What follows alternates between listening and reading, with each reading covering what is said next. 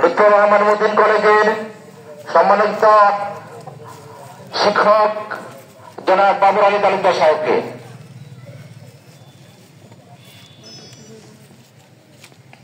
আসসালামু আলাইকুম। সম্মানীয় মুসলিয়ান মুরব্বিয়ান, আজকে আমরা যার লাশের পাশে দাঁড়িয়ে কথা বলছি বা জানাতে শরীক হয়েছি,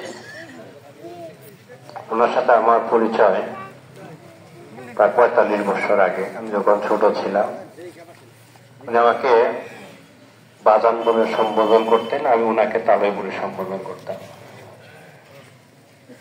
সারা জিন্দিগি তিনি আমাকে সন্তানের মতো ভালোবেসেছেন। সুযোগ পেলে দৌড়ে গিয়ে আমার বাড়িতে উনি বসতেন, কথা বলতেন, যেটা আমার অভিভাবক ছিল না।